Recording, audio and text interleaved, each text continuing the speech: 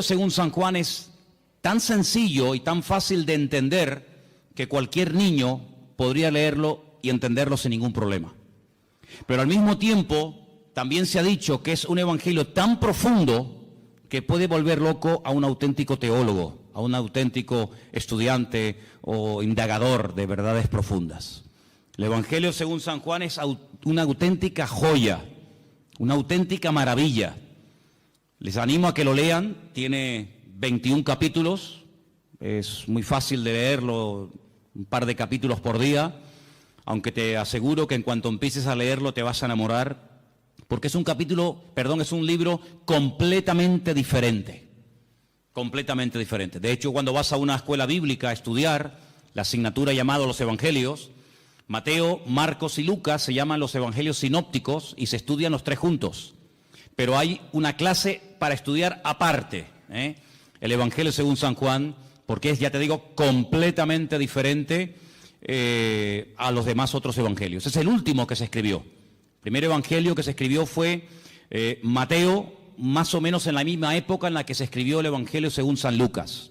Tiempo más tarde se escribió el tercer evangelio, el que lleva el nombre de Marcos, y 70 años después de la muerte y resurrección del Señor Jesucristo, es decir, ya rozando el año 100 después de Cristo, Juan decide también contar él la historia de Jesús.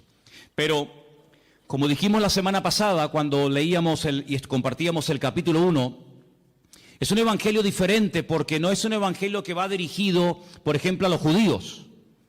Alguien ha dicho que si un no judío en aquella época le caía en las manos el evangelio según San Mateo, seguramente de entrada se iba a aburrir, porque uno de los juegos, digo entre comillas, favoritos de los judíos es el tema de las genealogías, retroceder en el tiempo, en la historia y recordar cómo se llamaba su padre, su abuelo, su bisabuelo, su tatarabuelo, y es algo que lo llevan en la sangre, es algo que lo han mamado desde pequeño, ¿no?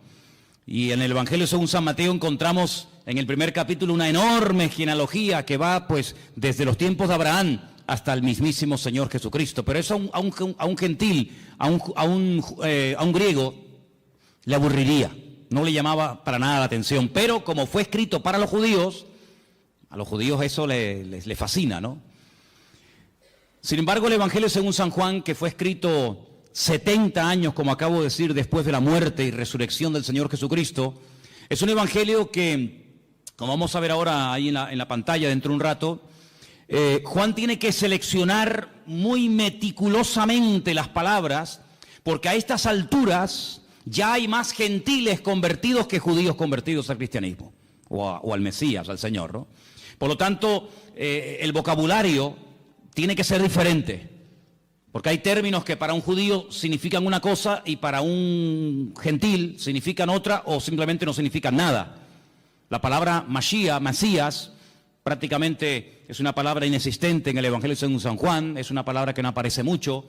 Y Juan escoge palabras como por ejemplo vimos el domingo pasado la famosa palabra logos, ¿os acordáis? Juan capítulo 1, porque el logos para el griego era el que había hecho el universo, el que le daba orden, el que ponía todo en su sitio, el que hacía que todo funcionara.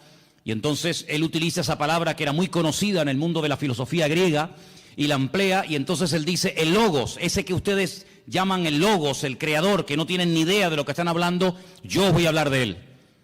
Y presenta a ese logos como el creador del universo, presenta al logos como encarnado. Hoy hemos cantado una parte de una canción que hablaba acerca del verbo se hizo carne.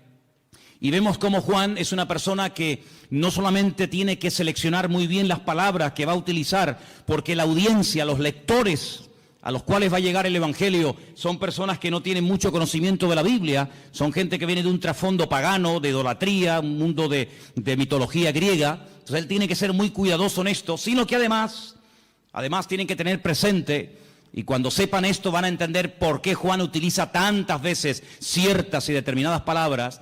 Ya habían empezado a introducirse en las iglesias herejías, las enseñanzas de los famosos gnósticos, personas que decían Dios no pudo crear el mundo, porque el mundo, el cuerpo, la materia es malo, por lo tanto un Dios santo, un Dios bueno, un Dios perfecto, no puede tener contacto con el hombre bajo ningún concepto. No puede tener contacto con la materia. Entonces ellos creían que había una serie de, así lo llamaban, emanaciones, ¿verdad? Y Jesucristo era una emanación de Dios que prácticamente no tenía nada que ver con Dios.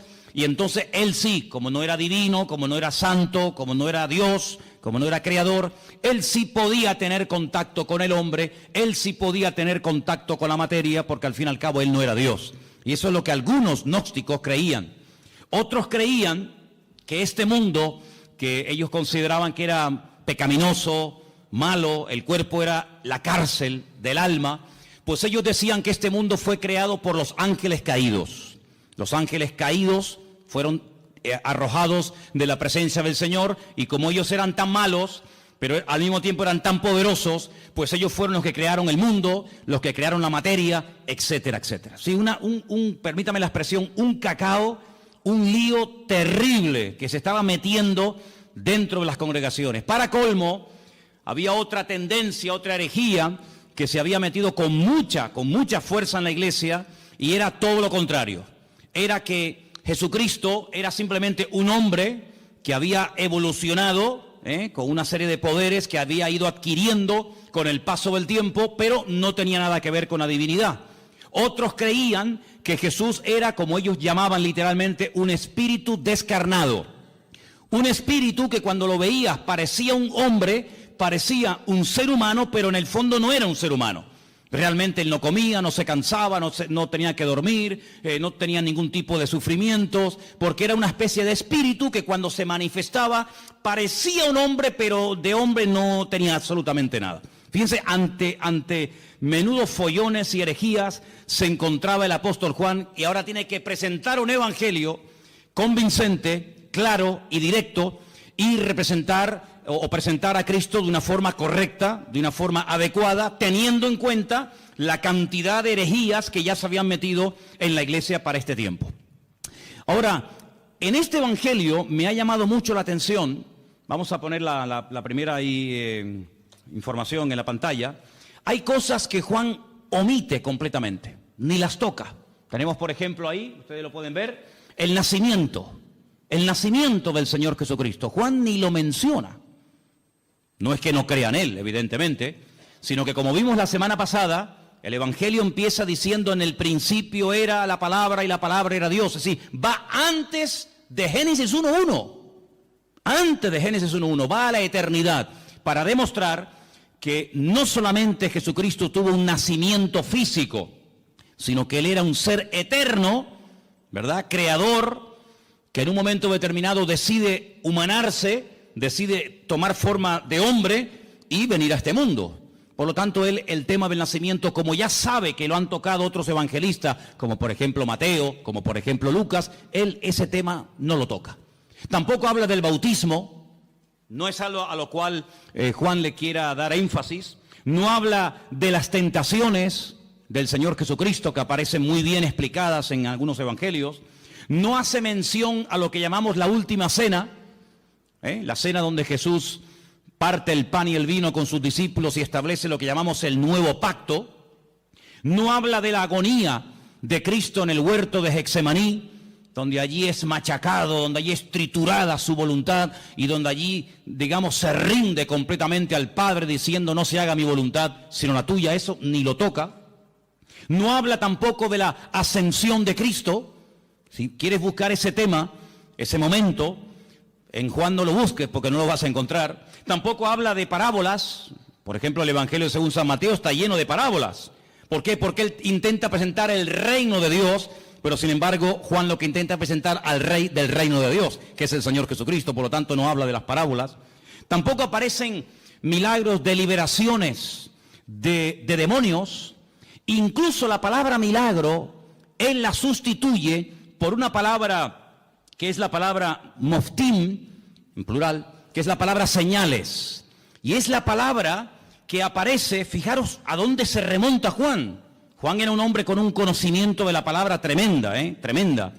Él se remonta al llamamiento de Moisés, allí en Éxodo, capítulo 4, donde Moisés habla mal, Moisés dice: no me van a creer, no me van a oír, Y entonces el Señor dice, no, yo te estoy diciendo que te van a oír, yo te estoy diciendo que te van a recibir, que tú vas a sacar a mi pueblo y lo vas a traer aquí, y tú estás diciendo que no.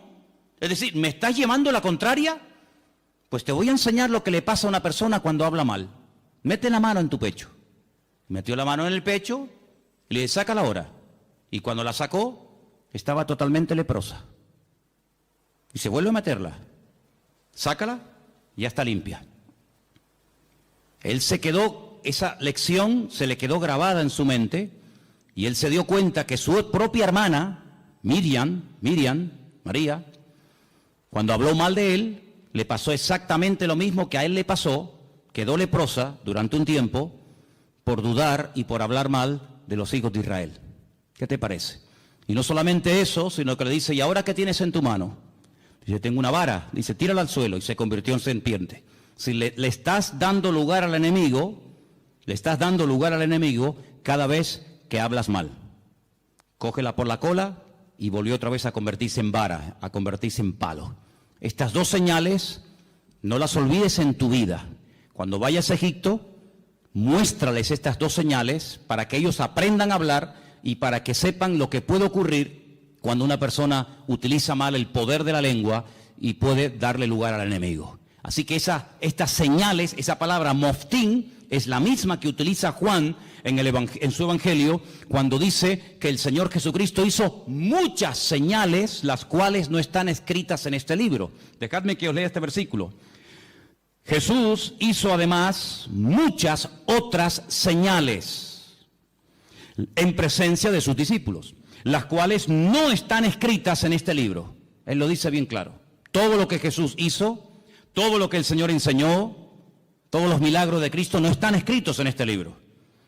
Pero estas se han escrito para que creáis que Jesús es el Cristo, el Mesías, el Hijo de Dios, y para que creyendo tengáis vida eterna. Así que él emplea la palabra señales, y ahora después hablaremos un poquito de eso. Así que estas cosas que les he mencionado no aparecen en el Evangelio según San Juan, pero mira tú por dónde. Si Juan no hubiera escrito su Evangelio, todas estas cosas que vamos a ver a continuación, la siguiente por favor, nunca sabríamos absolutamente nada de estas cosas que vamos a mencionar ahora, porque no las menciona ni Mateo, ni Marcos, ni Lucas. Si yo les preguntara a ustedes, sin leer el Evangelio según San Juan, cuál fue y dónde hizo el Señor Jesucristo su primer milagro, nunca lo sabríamos. Nunca sabríamos que el primer milagro de Cristo fue en Caná de Galilea, convirtiendo el agua en vino. Porque nadie lo menciona, pero Juan sí. Bendito sea el Señor, porque le reveló y le mostró a Juan dicho milagro, ¿sí o no? Menciona además algo muy interesante, la conversión o la conversación que tuvo en capítulo 2 con Nicodemo. Esa conversación no aparece por ninguna parte en los otros evangelios. Es una conversación interesantísima, ahí en Juan capítulo 3. A Juan le gusta mucho las conversaciones de Cristo con otras personas. Por ejemplo, en el 2 está el milagro de las bodas de Caná, en el 3 está la conversación con Nicodemo, en el 4 ¿qué está? La conversación con la mujer samaritana. Si no hubiera sido por Juan, nunca hubiéramos sabido que Jesús se detuvo junto al pozo en Samaria y le habló a una mujer samaritana, y allí pues le dijo cosas tremendas, y allí él se reveló como quien verdaderamente él era, solamente en Juan. Si no se hubiera escrito el Evangelio según San Juan, nunca habríamos oído de que sanó a un paralítico en el capítulo 5 en el estanque de Betesda, que hacía 38 años que estaba esperando el movimiento del agua. Fíjate tú por dónde, hermano, me quedé sorprendido, y es así. Si no hubiera sido por Juan, nunca hubiéramos oído hablar de Lázaro. La resurrección de Lázaro, su amigo en Betania, solamente la encontramos en el capítulo 11 del Evangelio según San Juan. Nunca nos hubiéramos enterado de que el Señor Jesucristo se agachó para lavarle los pies a sus discípulos, porque eso no lo cuenta ningún otro evangelista más que solamente Juan. Nunca hubiéramos recibido o tenido una enseñanza que va, fíjate, desde el capítulo 14 hasta el capítulo 17 del Evangelio según San Juan, hablando acerca del ministerio, de las funciones del Espíritu Santo, el bendito Consolador. Por ejemplo, él dijo, no os pongáis tristes, no os dejaré huérfanos, os conviene que yo me vaya, porque si yo no me fuese, el Consolador no vendría. Pero cuando Él venga, porque yo le voy a rogar al Padre que os envíe otro Consolador para que esté con vosotros para siempre, Él me glorificará a mí. Él os guiará a toda la verdad. Él os hará saber lo que ha de venir. Él tomará de lo mío y os lo hará saber a cada uno de vosotros. Él además convencerá al mundo de justicia, de pecado y de juicio. ¿Qué te parece? Una enseñanza profunda del Espíritu Santo solamente en San Juan. Nunca habríamos oído el comentario despectivo, la crítica que Judas hizo cuando vio a una mujer que derramaba sobre él un vaso de alabastro con el nardo puro, aquel perfume, dice que se llenó toda la casa, y cuando él dice, qué desperdicio tan grande, haber derramado todo este perfume sobre el cuerpo de Jesús, qué desperdicio tan grande, esto vale más de 300 denarios, un año entero de trabajo, total derramado sobre Cristo así, en un momento. Eso aparece en San Juan. Así que es un evangelio que nos da muchísima información, pero es un evangelio diferente, ¿por qué? No solamente porque cuenta cosas que ningún otro evangelista contó, sino que los demás evangelistas, Mateo, Marcos y Lucas, nos hablan y se centran fundamentalmente en el ministerio de Jesús en el norte del país, en lo que conocemos con el nombre de Galilea. Él se quedó a vivir durante mucho tiempo en Galilea, sobre todo en la ciudad de Capernaum, el pueblo de Naún, y los evangelios, los tres primeros, nos cuentan lo que hacía allí. Pero sin embargo Juan cambia de escenario y comienza a hablarnos de cosas que Cristo hacía en el sur del país, en Judea y sobre todo también en la ciudad de Jerusalén. Ahora, es interesante porque en el propósito del libro que hemos leído esta tarde, Juan reconoce que todo lo que el Señor Jesucristo hizo, nunca, ningún autor, ni él mismo, podía haberlo escrito. Hay, por ejemplo, un versículo muy interesante en San Juan, os lo leo, capítulo 21, que dice, hay otras muchas cosas que Jesús hizo. Estamos en el 21-25. Las cuales, si se hubieran escrito una por una, pienso que ni aún en el mundo cabrían los libros que se habrían de escribir. Por lo tanto, el Evangelio según San Juan es un pequeño resumen. No es una obra completa, una enciclopedia de la vida de Cristo, sino es simplemente un pequeño resumen donde Él a propósito toma o escoge 7 señales y las va a presentar y nos va a presentar a Cristo de una forma muy completa. Pero una cosa que llama mucho en el Evangelio según San Juan es lo observador y la tremenda memoria que Juan tenía. Hay cosas que se pierden con el tiempo, no nos acordamos de lugares, de nombres, cosas que ocurrieron. Sin embargo, vais a ver que Juan, por ejemplo, yo he hecho una lista de cosas que cuenta Juan que demuestran que tenía una memoria tremenda, pero aparte de tener una memoria tremenda, era un hombre muy observador. Por ejemplo, él dice que cuando aquel niño dio aquellos panes y aquellos peces para dar de comer a aquella multitud, ¿os acordáis del milagro, sí o no? Él dice en su evangelio, y por cierto es el único que lo dice, que aquellos panes eran panes de cebada. Qué curioso, ¿no? Son panes de cebada. No son panes de trigo, no son panes de maíz, no son arepas, ¿no? Sino son panes de cebada. Qué curioso, ¿no? Después dice, por ejemplo, que cuando el Señor en una de las ocasiones calma la tempestad en el mar de Galilea, habían remado 5 kilómetros. Otros evangelistas dicen, después de haber remado un rato, Juan dice, no, un rato no, remamos 5 kilómetros. Qué curioso, ¿no? Después se da cuenta de que en el primer milagro en las bodas de Caná de Galilea, no solamente dice que Jesús dijo llenar las tinajas hasta arriba, sino dice que había 6 tinajas. No dice, bueno, había tinajas, sino las cuenta, porque si no las cuenta, ¿cómo lo sabe? 1, 2, 3, 4, 5, 6 tinajas había llenas de agua que después se convirtieron en vino. Es el único que menciona, fíjate qué detalle tan curioso, esto es una persona muy observadora, pero no solamente observadora, sino que además si no estás allí, tú no te enteras. Porque les quiero decir que el único que se la jugó y que fue valiente y que estuvo al pie de la cruz hasta que murió fue Juan. Y por eso él dice que hay un momento, mientras él está agonizando en la cruz, hay un momento en el que los soldados comienzan a decir, oye, la túnica que lleva puesta este hombre es buenísima. Es una pena romperla en pedazos y un trozo para ti y otro trozo para ti. ¿Por qué no nos rifamos y echamos suertes? Y dice la Biblia que echaron suertes y a uno le tocó y se la llevó. Eso solamente lo cuenta Juan, que se rifaron la ropa del Señor.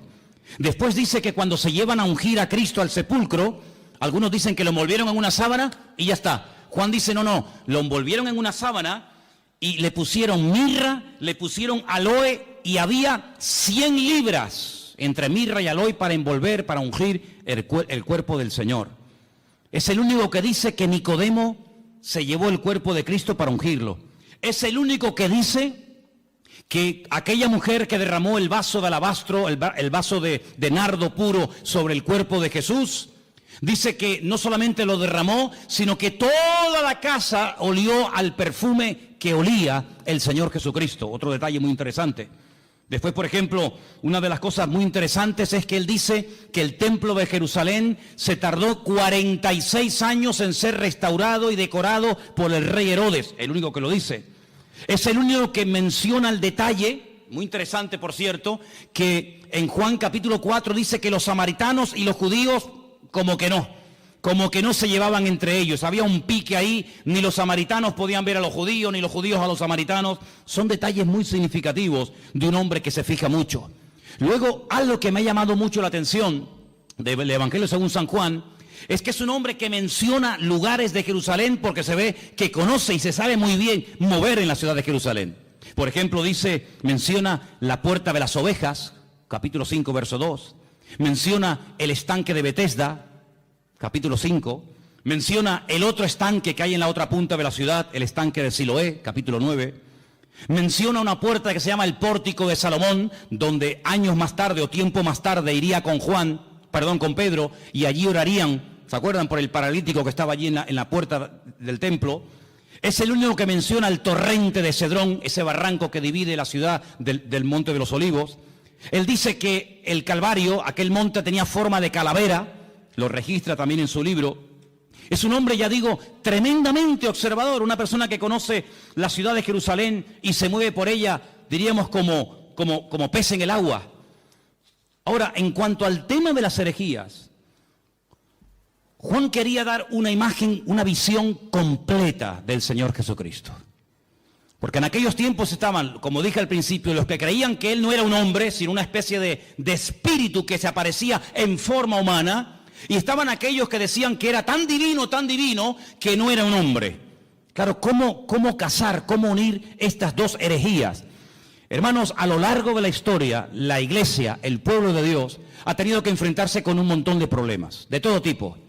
Pero algo que el enemigo ha utilizado y seguirá utilizando hasta el final de los tiempos contra nosotros, contra el pueblo de Dios, es tratar de meter sutilmente en las congregaciones lo que llamamos o conocemos con el nombre de herejías. ¿Qué es una herejía? Bueno, vamos a definirlo de la siguiente manera. El diablo sabe perfectamente que cuando uno conoce la verdad, cuando uno tiene un encuentro con él, cuando uno conoce la verdad, pues sabe diferenciar perfectamente lo incorrecto. Ya el ejemplo que hemos puesto en otras ocasiones, aquel hombre que trabajaba en un banco manejando todo el día divisas, manejando todo tipo de monedas. Antes había más que ahora, hoy en día con el tema del euro muchas monedas no existen, pero antes cuando viajabas por Europa, cada país tenía su moneda y tenías que cambiar franco, tenías que mandar libras, tenías que cambiar pesetas, bueno, ya eso prácticamente ha desaparecido.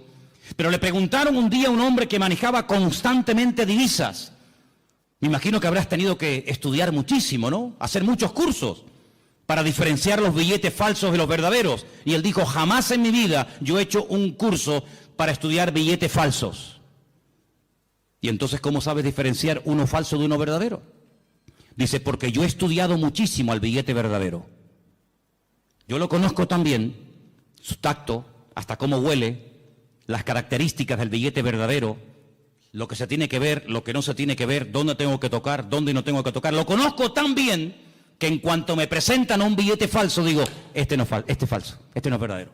Porque conozco al verdadero. Ahora, si me pongo a estudiar todo lo falso, al final sé que son falsos, pero no conozco al verdadero. Y lamentablemente vemos que hoy en día también hay gente así. Han estado un poco de tiempo en los mormones, un poco de tiempo en los Hare Krishna, un poco de tiempo en los Rosacruces, un poco de tiempo con los testigos de Jehová, un poco de tiempo con los evangelistas, un poco de tiempo con no sé quién. Al final tienen un cacao en la cabeza terrible, conocen tanto a sectas y filosofía, pero no conocen la verdad. Y Jesucristo no es uno más. Lo que Juan hace es presentar la verdad, porque él dice, la verdad os hará libres. Si yo empiezo a rebatir y a discutir y esto, no, con la discusión no llegamos a ninguna parte. Yo lo que voy a hacer es proponerme, seleccionar una serie de señales, presentaros la verdad de la forma más completa y variada y profunda posible, porque cuando lleguéis a conocer la verdad, cuando lleguéis a intimar con la verdad, os vais a dar cuenta de que lo falso ya no tiene ningún atractivo, ya no tiene ninguna tentación para vuestra vida, porque la verdad no solamente os hará libres, sino que la verdad os hará felices. ¿Cuántos dicen amén? Entonces él presenta a Cristo como la verdad y os vais a dar cuenta que la palabra verdad, verdadero, aparece así de veces en el Evangelio según San Juan. No hay una palabra que se repita más en este Evangelio como la palabra verdad o verdadero. Tengo aquí una pequeña lista, no están todos, pero para que veáis. Dice, yo soy el pan verdadero, el pan que descendió del cielo. No dice yo soy el pan. Bueno, podría decirlo, pero añade la palabra, yo soy el pan verdadero. Y entonces dice, el pan que comieron nuestros padres en el desierto, pues todos los que lo comieron murieron. Pero el que coma de mí nunca morirá. Después dice, yo soy la vid. Pero no dice solamente yo soy la vid, sino dice yo soy la vid verdadera. Juan capítulo 15, verso 1. Juan 8, 16 dice yo soy el juez, pero el juez verdadero. El juez que imparte verdaderamente justicia. Y os vais a dar cuenta de que aparece la palabra verdad por todo el Evangelio. Encontramos, por ejemplo, en Juan 14, 6, un versículo que todos conocéis de memoria, ¿sí o no? Sí. A ver, ¿qué dice Juan 14, 6? No, ese es 3:16, ese es el 3:16, el 14:6, 14:6. Yo soy el camino, yo soy la verdad y yo soy la vida. Otra vez la palabra verdad, continuamente la verdad, la verdad, la verdad, la verdad. Qué curioso que un día Pilato se le quedó mirando y le dijo, ¿y qué es la verdad? ¿Qué es la verdad? La verdad no es la iglesia evangélica. ¿Sabías eso, no? La verdad no es una secta, una religión. La verdad se llama Jesucristo. La verdad se llama Jesucristo. Y teniendo al Señor, podemos discernir entre la verdad y la mentira. Hay algunas congregaciones donde tal vez enseñan cosas que no son 100% verdad. Por eso el Señor quiere que escudriñemos la verdad, que leamos la Biblia, para que sepamos discernir y sepamos separar lo falso de lo verdadero. El apóstol Pablo le decía a Timoteo, quiero que sepas esto y lo tengas bien presente en tu vida, que dice el Espíritu de Dios que en los últimos tiempos, y lo dice claramente el Espíritu Santo, se meterán dentro de las congregaciones herejías, falsas doctrinas, doctrinas de demonios, que parecerán muy bonitas y muy atractivas. Pero para eso tenemos la palabra, para comprobar en todo momento si lo que en mi iglesia se está predicando es la verdad. Y el día que aquí no se predique la verdad, levántese y váyase. No se quede por amor a mí, no se quede por amor a los niños, no se quede por cariño a la hermana o al hermano tal. No, aquí no estamos para vernos las caras, aquí estamos para crecer y conocer y profundizar en la verdad, porque la verdad es la que nos hace libres. Y si se predica la mentira, pues lo lamento mucho, y aquí no quiero estar ni un minuto de mi tiempo, porque la mentira esclaviza, la mentira es un veneno, que le abrimos la puerta y va contaminando nuestra vida. Por lo tanto, compruebe siempre, traiga la Biblia a la iglesia, tome apuntes, escuche los mensajes, y si comprueba que algo no ha sido correcto, que le están enseñando mentiras, que le están manipulando la escritura, no haga caso, sea selectivo en esto. Jesucristo vino para darnos la verdad, para abrir nuestros ojos, y la verdad se puede comprobar, no solamente experimentar, se puede comprobar, y la misma Biblia que yo uso para predicar aquí en el púlpito, la tiene usted, léala, escudriñela, memorízala, y si ve que no coincide con la verdad, aquí tu tiempo se ha terminado, amigo. Estamos en este lugar para crecer en la verdad. ¿Cuántos dicen amén? Ahora fíjense qué interesante, en el Evangelio según San Juan hay 7 expresiones muy interesantes, que las vamos a ver ahora, pero algo que también hace Juan, no solamente nos presenta a Cristo como el eterno, el creador, el todopoderoso, sino que además nos da ejemplos para que nos demos cuenta que a lo mejor puede haber un creyente, escúchenme bien por favor, puede haber un creyente que no lo entienda todo, pero tenemos que tener paciencia con el que no lo puede entender o aceptar todo. Si yo pusiera, vamos a poner un ejemplo, ¿no? Si tuviéramos este salón ahora mismo dividido en dos, tuviéramos este salón dividido en dos, tenemos en el centro, más o menos, ¿no? Tenemos en el centro una especie de cristal, de prisma, y proyectamos un rayo de luz desde ese lado en dirección al prisma. Todos los que están a mano izquierda verían solamente un rayo de luz, pero todos los que están a mano derecha verían 7, en 7 colores diferentes. Si yo les pregunto a los de la mano izquierda, ¿ustedes qué están viendo? Y me dicen, un rayo de luz. ¿De qué color? Blanca. ¿Seguro que veis uno solo? Contarlo bien, sí, uno solo. Vosotros, hermanos, ¿qué estáis viendo? Pues estamos viendo 7 rayos de 7 colores diferentes. Pero ¿cómo puede ser que unos vean 7 y otros vean 1? ¿Quién está viendo la verdad? Todos. Lo que pasa es que unos están a un lado y otros están a otro lado. Y estos, por estar en un lado, ven más que los que están en otra parte. ¿En qué lado te encuentras de tu relación con el Señor? Hay gente que no ve más allá de lo que ven sus ojos, y por eso se hunden, por eso se desaniman, porque no ven más allá. Y como le dijo el Señor a Pedro, no pones la mira, no pones la mira en los 7 rayos, no pones la mira en las cosas de arriba, sino en las de la tierra. Y claro, cuando uno mira a lo de la tierra se derrumba. Cuando uno mira a lo de la tierra, uno se deprime, la fe te la destruye el mundo. Pero cuando tú levantas la mirada, tú ves más allá. Y eso es lo que Juan quiere. No solamente presentarnos al Señor Jesucristo como divino, como creador, como un ser eterno, sino que también lo presenta como humano. Y fijaros las citas que os voy a dar para los que tomen nota, ¿no? En capítulo 2, verso 15, vemos a Cristo enfadado, con un látigo. Comienza a echar fuera a todos los que vendían en su casa y los llama ladrones. Me habéis convertido mi casa en cueva de ladrones. En el capítulo 4, verso 6, te lo encuentras cansado y sediento junto a un pozo, pidiendo un vaso de agua a una mujer samaritana.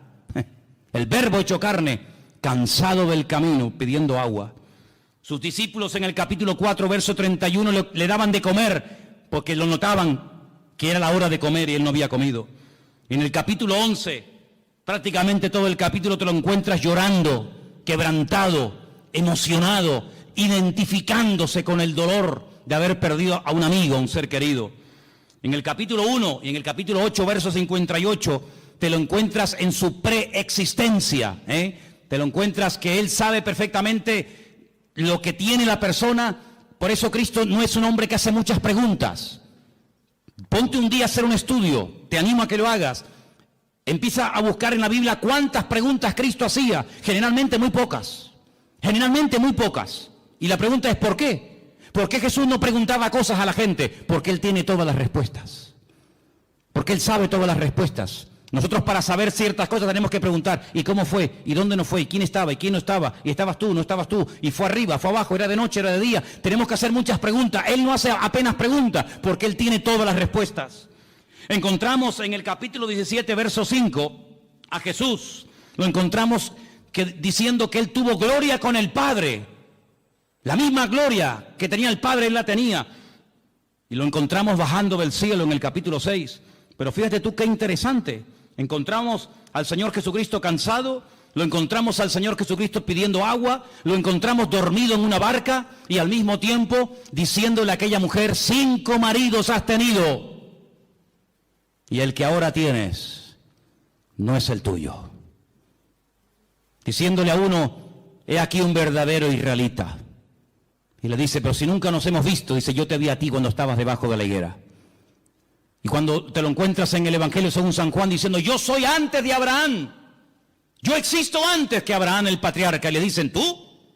¿Pero cómo vas a ser tú antes que Abraham si tú no tienes ni 40 años?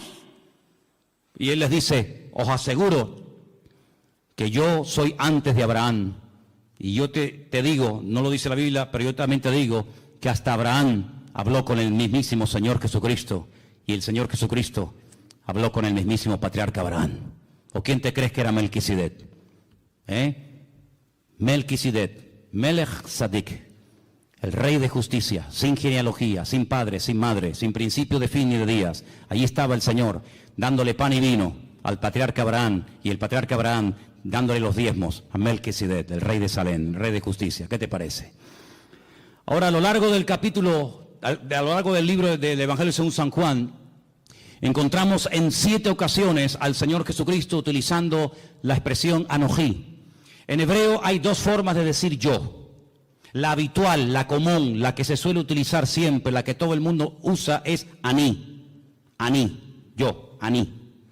Pero cuando Dios dice yo, generalmente Él utiliza otro yo que no lo utiliza el ser humano. Es el yo, el pronombre personal, primera persona, que utiliza Dios, y es Anojí. Anojí es yo cuando habla Dios, y Aní es yo cuando habla un ser humano. En el Evangelio según San Juan encontramos 7 Anojí. Juan 6:48, Anojí lejen Jaim, yo soy el pan de vida, el pan verdadero. Anojí or haolam, Juan 8:12, yo soy la luz del mundo. Encontramos al Señor diciendo, yo soy la puerta de las ovejas, Juan 10:7. Encontramos en Juan 10:11 diciendo, yo soy el buen pastor. Lo encontramos en Juan 11:25 diciendo, yo soy la resurrección y la vida. Lo encontramos en Juan 14:6 diciendo, yo soy el camino, la verdad y la vida. Y lo encontramos en el 15:1 diciendo, yo soy la vid verdadera. Y todas las veces que dice eso, dice Anojí, Anojí, Anojí. Por eso la gente se quedaba diciendo, ¿pero este qué está diciendo? Hoy en esta iglesia ha habido algo impresionante que a mí me ha impactado muchísimo. Y es que se ha cantado y se ha pronunciado el verdadero nombre de Dios. El nombre que habéis pronunciado esta tarde en esa canción, que después la vamos a cantar al final, otra vez más, es el verdadero nombre de Dios. Y ese nombre tiene que ver con la existencia, tiene que ver con la existencia misma. Nadie le ha dado existencia a Él le da existencia a todas las cosas. Pero hay algo muy interesante en el Evangelio según San Juan, y es que nuevamente aparecen 7 ventanas. Fíjate qué interesante, se llaman señales. Yo llamo a 7 ventanas a través de las cuales puede ver más allá. Porque algo que tenemos que tener presente, y Juan lo hace de una forma muy sutil, pero muy bien presentada, es que cuando te habla de un milagro, cuando te habla de algo que hace el Señor, Él te deja como en puntos suspensivos para que tú pienses y veas que no solamente es un milagro algo que ocurre en un momento puntual del tiempo, sino que es una señal, es una forma de indicarte que detrás de ese milagro hay una manifestación de la gloria de Dios. De hecho, hay momentos en los que el Señor Jesucristo dice que los milagros que hacía, no los hacía tanto por la compasión o porque le daba pena al pobrecito paralítico o el pobrecito ciego, sino que la palabra que se emplea en el Evangelio según San Juan detrás de cada señal o milagro es: esto fue hecho, esto se realizó para la gloria de Dios. Porque un milagro no es algo que solamente suple la necesidad en el momento de una persona. Una persona está leprosa, ¿qué quiere? Pues que se sane la lepra. Una persona está poseída por demonios, ¿qué es lo que quiere? Ser libre de esta atadura espiritual. Una persona no ve y Jesús, ¿qué quieres que te haga? Pues quiero ver, o no puedo caminar, levántate y camina. Sino que el Señor va más allá de la necesidad temporal de la persona. Esto lo hago para la gloria de Dios. Cuando lo dicen los discípulos en Juan capítulo 9, ¿y este hombre que no tiene ni ojos, que están huecas las cuencas, no tiene el globo ocular, este hombre, esto es algo terrible. Esto no es normal que una persona nazca con las cuencas de los ojos vacías. El padre tuvo que cometer un pecado terrible, ¿no? Y este es el castigo de Dios, o Él mismo. Y Jesús le dijo, ni una cosa ni otra. Este hombre nació así, sin posibilidad de ver. Si a este hombre ni operándolo, el mejor oftalmólogo del mundo, no podría devolverle la vista a este hombre, porque este hombre no tiene globo ocular. Está hueca, no tiene nada. Yo solamente he visto a un hombre en toda mi vida así. Ciegos hemos visto todos y de vez en cuando pues vemos a algún ciego. Pero solamente vi a un hombre en la puerta de Damasco en Jerusalén hace unos cuantos años atrás. Lo vi y me llamó tanto la atención porque tenía la cuenca de los ojos hueca, vacía. No tenía el globo ocular. Así era el problema de este hombre. Y los discípulos nunca habían visto algo semejante. Le dicen, pero ¿qué pecado terrible tuvo que cometer sus antepasados o él para nacer así? Y Jesús dijo, ¿no sabes por qué este hombre ha nacido así? Ya estamos buscando siempre, perdonen las cuatro patas a los gastos, ¿no? Que si una maldición, que si un trabajo de hechicería, que si el pecado del abuelo, que si una maldición hereditaria. No, mira, quítense todo ese rollo de la cabeza. ¿Saben? Les voy a decir la verdad. ¿Saben por qué este hombre nació así? Para que se manifieste hoy delante de todos ustedes la gloria de Dios. Entonces, ¿qué hace el Creador? ¿Qué hace el Señor? Coge barro, le hace el globo ocular, como una albondiguilla, ¿no?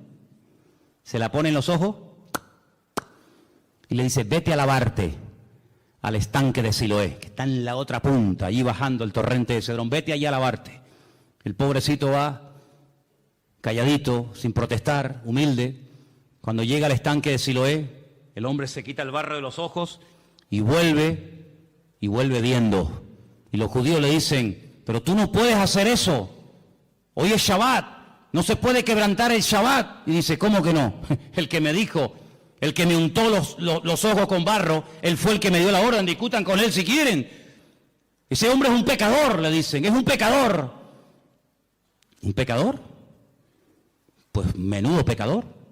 Porque ustedes siendo tan santos y tan religiosos, nunca me solucionaron mi problema, y este que ustedes dicen que es un pecador, me ha mandado a lavarme al estanque de Siloé y regreso viendo. Y nunca, le dice el ciego a estos religiosos, nunca se ha oído en la historia, y se ve que conoce la Biblia, nunca se ha oído en la historia que un pecador, que un hombre malo, le haya dado la vista a un ciego.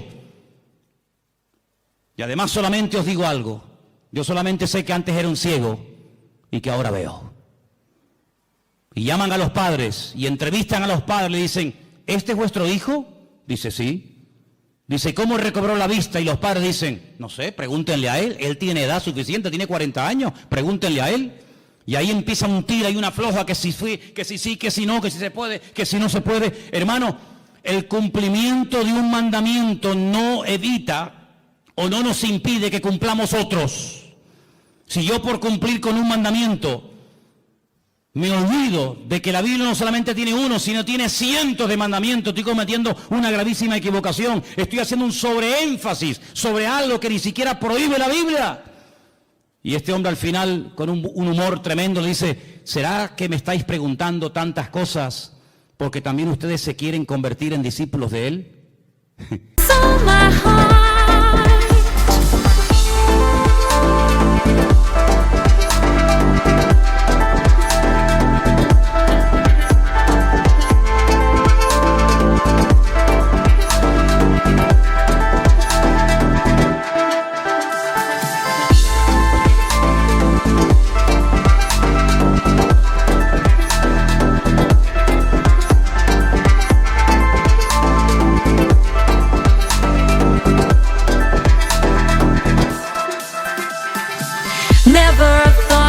Love like this.